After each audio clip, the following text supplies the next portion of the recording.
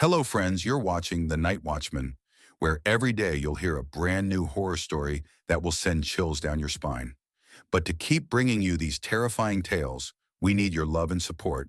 So don't forget to like, comment, and subscribe. Now let's begin the story. I never thought moving into a college dorm could change my life forever. But that's exactly what happened when I arrived at Hawthorne Hall on the campus of Pacific Ridge University in Eugene, Oregon. It was the fall of 2022, and as a freshman from a small town in Idaho, I was excited to start fresh. The building was this old brick structure from the 1920s, originally built as a men's residence for lumber mill workers before the university bought it in the 50s. The place had that classic collegiate charm, high ceilings, creaky wooden floors, and those narrow hallways that echoed every footstep. My roommate, Alex Thompson, was a sophomore from Seattle, majoring in computer science. He seemed chill at first, with his messy hair and constant energy drinks, but there was something off about him from day one. He warned me about the quirks of the hall, like how the lights flickered at odd hours or the way doors sometimes slammed shut on their own. I laughed it off as typical old building stuff. Little did I know those quirks were just the beginning. The backstory of Hawthorne Hall wasn't something they advertised in the campus tours. I only learned about it a few weeks in, from an upperclassman named Derek who lived down the hall. We were hanging out in the common lounge one night, playing video games and chugging cheap beer, when the conversation turned to campus legends. Derek leaned in, his voice dropping low. "You know this place used to be called Millworkers Lodge back in the day?" he said. "In 1928, there was this guy, Elias Hawthorne. Yeah, the hall's named after him now, but back then he was just a foreman at the mill. Story goes he went mad after his wife left him for one of the workers. One night he locked himself in what's now the basement laundry room and, well, let's just say he didn't come out alive. They found him hanging from the rafters, but get this, his eyes were gouged out, like he'd done it himself." I rolled my eyes, thinking it was just a hazing tale to freak out the new guys. But Derek wasn't done. "The university covered it up when they renovated, turned it into a dorm, but dudes who've lived here swear they've seen things. Shadows in the mirrors, whispers at night, and every few years, someone disappears." Alex shot Derek a glare, like he'd said too much. I brushed it off, but that night, as I lay in my bunk, I couldn't shake the image of Elias Hawthorne's empty sockets staring into the void. Things started small, the kind of stuff you rationalize away. My first weird experience was about a month in. It was mid-October, and the Oregon rain was pounding against the windows like it wanted in. I was studying late for a psych exam, headphones on, when I felt a chill crawl up my spine. I glanced up and saw my reflection in the window. Only for a split second, it wasn't me. The face looking back had hollow eyes, deep black pits that seemed to suck in the light. I blinked and it was gone. Heart racing, I told myself it was the rain distorting the glass. Or maybe I was just tired. But then Alex started acting strange. He'd wake up screaming from nightmares, muttering about the watcher in the walls. One morning I found him staring at the mirror in our bathroom, tracing his fingers over the glass like he was feeling for something behind it. "You ever notice how the reflections here are wrong?" he asked. I laughed nervously, but inside, doubt was creeping in. The hall's history was gnawing at me, so I decided to dig deeper. I hit up the university library, poring over old newspapers on microfiche. Sure enough, there it was, a faded article from the Eugene Register-Guard, dated November 15th, 1928. "Foreman found dead in apparent suicide, eyes removed in gruesome act." No explanation, just speculation about a mental breakdown. But buried in the details was something chilling. Elias had been ranting about eyes in the walls watching him before he died. Eyes in the walls. My skin prickled. Was it coincidence or something more? As Halloween approached, the atmosphere in Hawthorne Hall thickened like fog rolling in from the Willamette River. Guys on our floor started sharing stories, little things that built up. Mike from room 212 said his laptop camera turned on by itself one night, showing a feed of an empty room that wasn't his. Sarah, no, wait, it was a boys' hall, but sometimes girlfriends snuck in. Anyway, one guy's visitor swore she saw a figure standing at the foot of the bed, just watching. I tried to stay grounded, focusing on classes and parties, but the incidents escalated. One evening, I was alone in the room while Alex was at a study group. I heard scratching from inside the walls, faint at first, like nails on wood.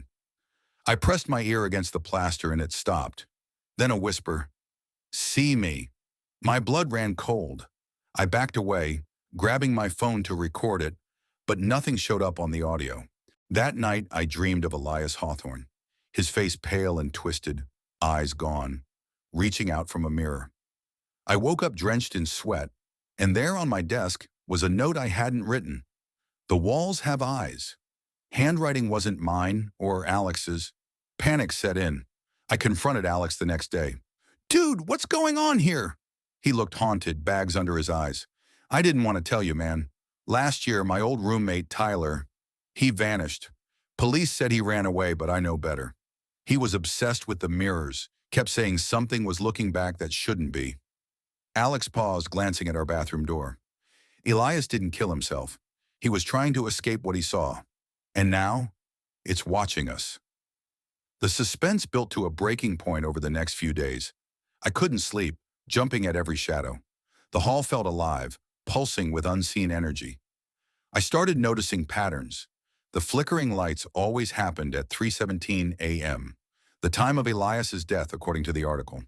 Doors would creak open just a crack, revealing glimpses of darkness that seemed too deep. One afternoon, I skipped class to investigate the basement. It was off limits after hours, but I snuck down with a flashlight. The laundry room was musty, filled with ancient washers and exposed pipes. In the corner, behind a stack of old crates, I found scratches on the wall, deep gouges forming words, "I see all." My heart pounded as I traced them, feeling a draft from a crack in the brick. Peering in, I saw nothing at first, then a glint, 2 points of light, like eyes reflecting back. I stumbled away, dropping the flashlight. Upstairs, Alex was waiting, frantic. "We have to get out," he said. "It's not just a ghost." Elias found something in the walls. An entity, maybe from the old mill days. Workers talked about a curse from the land, Native American spirits or something, twisted by the industrial era. Whatever it is, it feeds on sight. It watches, learns your fears, then takes you. We planned to leave that night, pack our stuff, and crash at a friend's off-campus apartment. But as dusk fell, the power cut out, plunging the hall into darkness. Trapped in the blackout, the real horror unfolded. Phones had no signal, unusual for Eugene's coverage. We barricaded the door, but the scratching returned, louder, from all sides. Whispers echoed, "See me? Join me." Alex broke down, confessing he'd seen Tyler get pulled into the mirror the night he disappeared. It was like the glass rippled and hands came out. Eyeless hands. I didn't believe it until I saw it myself. In the bathroom, illuminated by my phone's flashlight, the mirror fogged up despite no steam. A face emerged in the mist. Elias's, sockets empty, mouth stretched in a silent scream. Then the glass cracked, spiderwebbing out. Something pushed through. A cold, clammy hand grabbing my wrist. I yanked back screaming as Alex swung a lamp at it. The mirror shattered, but the entity wasn't done. The walls groaned, plaster cracking to reveal hidden cavities. Old mill tunnels, perhaps, riddled with peepholes. Eyes peered from them, dozens of glowing orbs, watching, waiting. We ran for the hallway, but doors slammed shut behind us, herding us toward the basement stairs. Down there, in the laundry room, the air thickened with rot. Elias's noose still hung from the rafter, swaying gently. The eyes converged, forming a shape, a humanoid figure made of shadows and stares. It whispered my name, knowing my deepest fears. Abandonment, like my parents' divorce back home. Alex lunged at it, but it enveloped him, his screams echoing as he vanished into the wall. I don't know how I escaped. Blind panic drove me, smashing through a basement window, cutting myself on glass as I tumbled into the rainy night. Campus security found me wandering, babbling about eyes and walls. They chalked it up to a prank or hazing gone wrong. Alex was reported missing the next day, just like Tyler.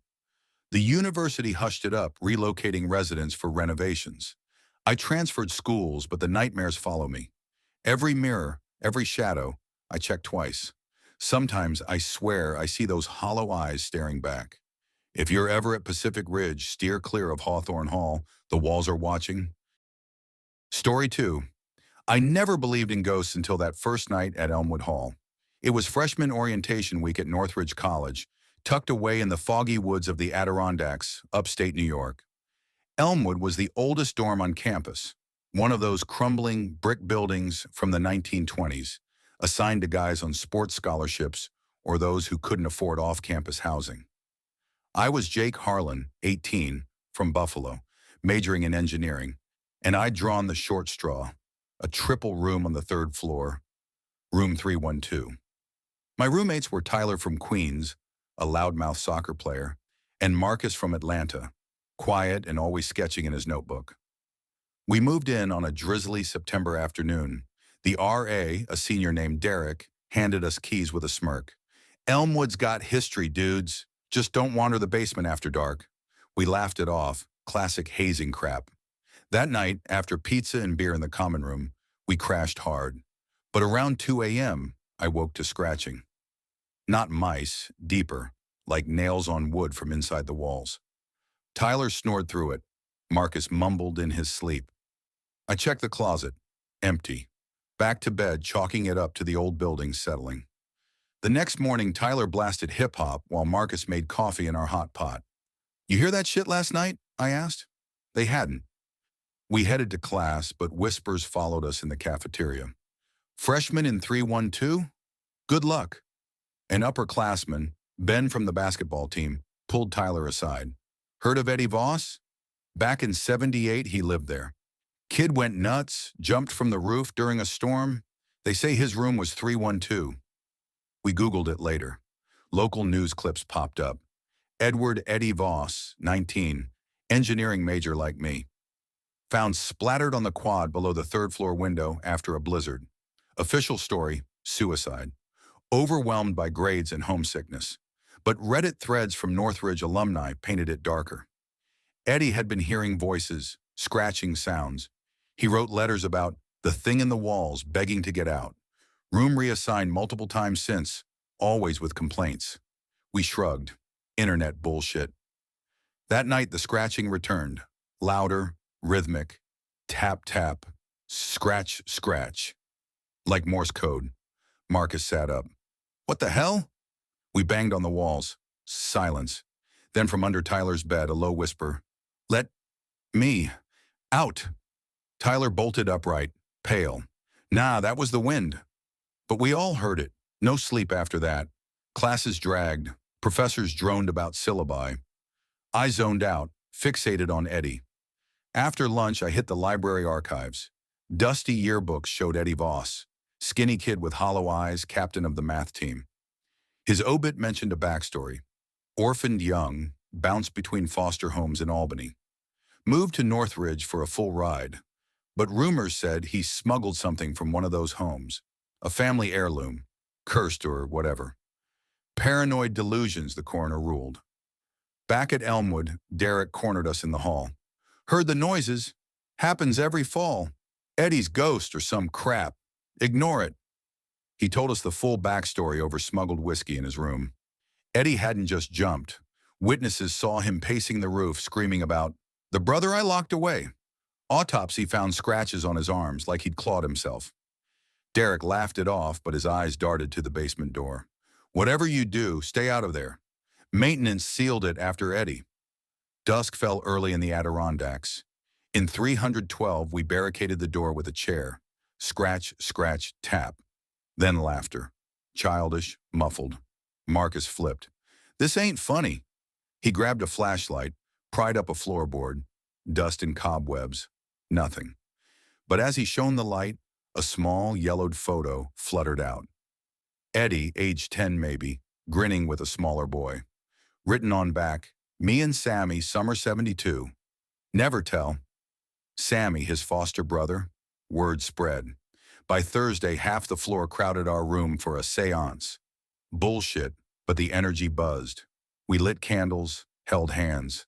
Tyler joked, "Eddie, you wet the bed?" Silence. Then the whispers started. Everyone heard them this time. "Sammy, hungry. Let us out." Candles flickered. A cold draft hit, and the photo lifted, floating midair before slapping Marcus's face. Chaos. Guys bolted. Alone after, I snuck to the basement door, chained with a faded condemned sign. Peering through a crack, I saw concrete stairs descending into black. A faint glow pulsed below. Heart pounding, I jimmied the chain with a hanger. Down I went, phone light shaking. The air thickened, smelling of mold and rot. At the bottom, a bricked-up wall, fresh mortar cracks. Scratch, scratch. From inside. "Jake, help Sammy." My name. How? I ran upstairs, sealed the door. Roommates grilled me. I lied, said nothing. But that night, dreams hit hard. I was Eddie dragging a screaming kid, Sammy, down those stairs. "You're safe now," Dream Eddie whispered, bricking him in alive. Punishment for Sammy's crimes. Stealing, hurting their foster family. Guilt drove Eddie mad. The drop was escape. Friday brought rain like the storm Eddie died in.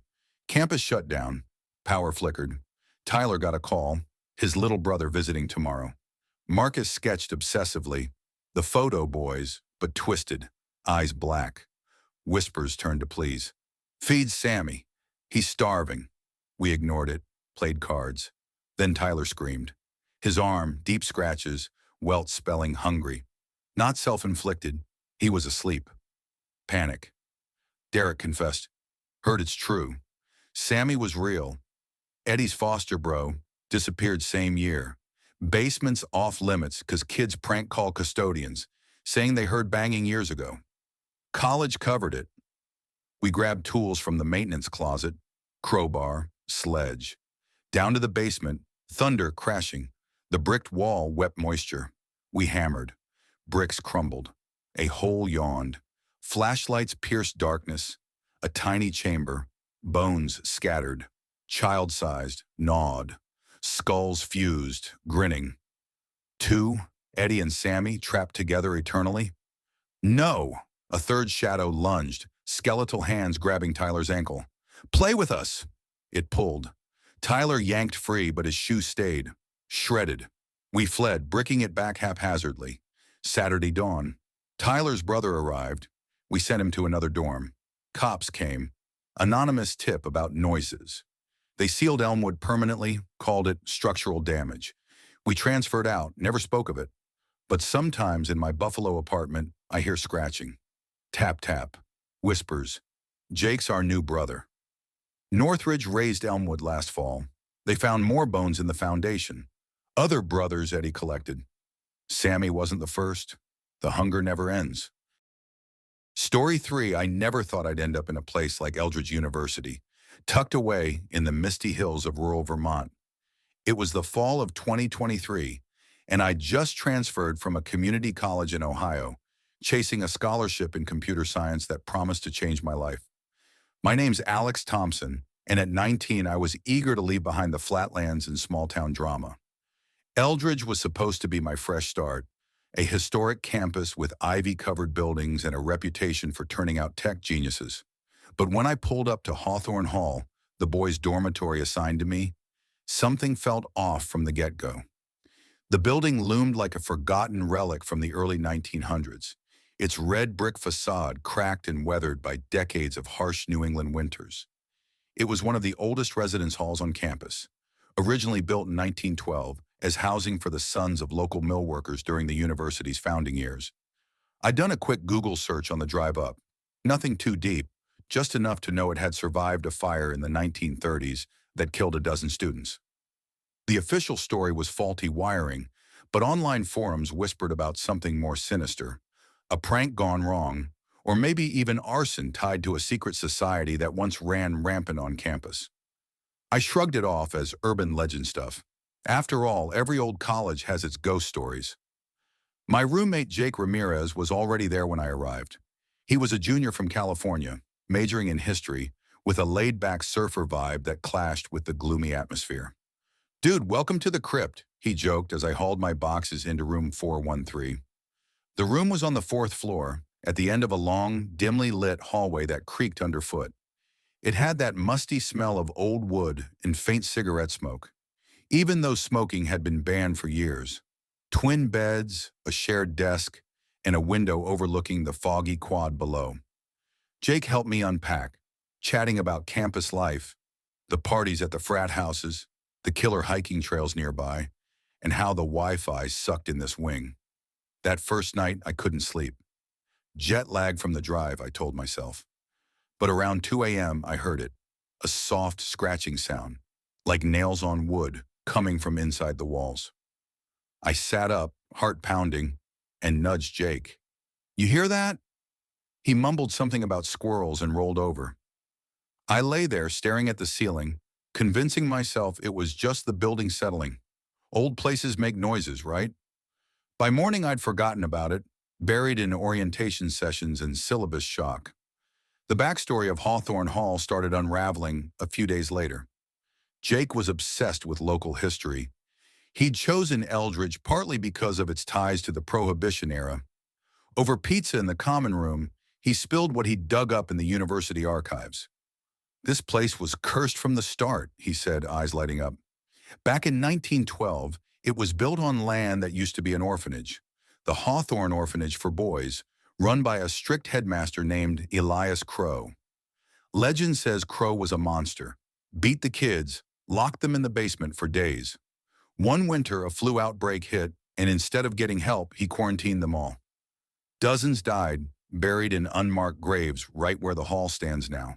I laughed it off. "Come on, man, that's straight out of a horror movie." But Jake was serious. He pulled out his laptop and showed me scanned newspaper clippings from the 1910s. Yellowed articles about mysterious deaths and haunted grounds. The fire in 1933? Not just wiring. According to a survivor's account Jake had found in a dusty journal, it started in the basement, where students had been holding secret rituals, trying to contact the orphanage spirits. "They say the ghosts of those boys never left," Jake whispered. "They scratch at the walls looking for a way out." I didn't buy it, but the story stuck with me. That week, weird things started happening. First, it was the lights flickering in the hallway at exactly 3:17 a.m. every night. I timed it after the third occurrence. Then my stuff began moving. I'd leave my backpack by the door, and it'd end up under the bed. Jake blamed the RA, a guy named Tyler from Texas who patrolled the floors like a drill sergeant. But Tyler swore he never entered rooms without permission. One evening, as the autumn leaves turned blood red outside, I met the other guys on our floor. There was Mike, a quiet engineering major from New York, who always wore headphones to drown out what he called the whispers. And then Liam, a freshman from Boston, who claimed he'd seen shadows in the bathroom mirrors, figures of small boys peeking around corners. We all gathered in the lounge for a late-night study session, swapping stories to kill time. That's when Mike dropped the bomb. "You know about room 413's history, right?" "My room." Jake and I exchanged glances. "What history?" I asked. Mike leaned in, voice low. "In the 70s, a student named Danny Hargrove lived there. Top of his class, but he went nuts. Started talking about the boys visiting him at night, begging him to play. One day he vanished. Cops found his journal hidden in the floorboards, pages filled with drawings of kids with hollow eyes. They ruled it suicide, body never found. But get this, every few years, someone in that room reports the same stuff. Scratches, whispers, disappearances." I felt a chill. That scratching sound, I hadn't told anyone about it yet. Jake looked pale, but he played it cool. "Bullshit. Probably just hazing newbies." We all laughed nervously and called it a night. But as I walked back to 413, the hallway seemed longer, the shadows deeper, the suspense built slowly, like a storm gathering over the Green Mountains. A week later, I woke to find Jake's bed empty. It was 3:17 a.m., lights flickering. His laptop was open on the desk, screen glowing with an old photo from the orphanage archives, a group of boys in ragged clothes staring blankly at the camera. Underneath, Jake had typed, "They're here. They want to play." I shook it off as a prank and texted him. No reply. By morning, he still wasn't back. I reported it to Tyler, who rolled his eyes. Probably hooked up with someone at a party. Happens all the time. But Jake didn't show up for classes. His phone went straight to voicemail. I searched his side of the room and found a loose floorboard under his bed. Prying it up, I discovered a small leather-bound notebook, yellowed pages, handwriting from decades ago. It was Danny Hargrove's journal. Entries started normal. Classes, crushes, homesickness. Then they turned dark. The boys come at night. They scratch the walls, whispering names. Tommy, Billy, Sam. They say Elias locked them away, and now they need friends to escape. The last page. They're inside me now. I have to let them out. My hands trembled as I read it. That night, alone in the room, the scratching returned. Louder, insistent. I barricaded the door with my desk chair, but it didn't help. Whispers seeped through the vents. Alex, play with us. I grabbed my phone to call campus security, but the battery died instantly, screen flashing with static images of children's faces. Desperate, I snuck out to the university library after hours. Eldridge had 24/7 access for students. In the archives, buried in microfiche, I found the full backstory. Elias Crow wasn't just strict. He was a sadist. During the 1912 flu, he didn't quarantine the boys. He experimented on them, testing homemade cures that poisoned them. The orphanage burned down suspiciously after his death, and the land was sold cheap to the university. Hawthorne Hall was built directly over the basement ruins. In room 413, it sat above what used to be Crow's office, where he kept the sickest boys chained. As I pieced it together, my phone buzzed. A text from Jake's number. Come back. We miss you. I raced to the hall, heart slamming. The building was silent, unnaturally so. In the hallway, doors creaked open one by one, revealing empty rooms. Mike and Liam were gone too, their beds unmade, whispers echoing from the walls. I burst into 413. Jake was there, sitting on his bed back to me. Jake, where the hell were you? He turned slowly, eyes vacant, like the boys in the photos. We're all here now, he said in a child's voice, not his own. Elias said we could have new friends. The scratching exploded around me, walls bulging as if hands pushed from inside. Shadows twisted into small figures, reaching out with bony fingers. I bolted, slamming the door, but they followed. Cold breaths on my neck, giggles in the dark. Down the stairs, through the lobby, out into the foggy night. I didn't stop running until I hit the campus edge, collapsing by the road. Sirens wailed in the distance. Someone must have called the cops. They found the hall empty, no sign of Jake, Mike, or Liam. Official report, runaway students, maybe a gas leak causing hallucinations. But I know the truth. The boys got their playmates. I transferred out the next semester back to Ohio. But sometimes at 3:17 a.m., I hear scratching in my walls and whispers, Alex, come play.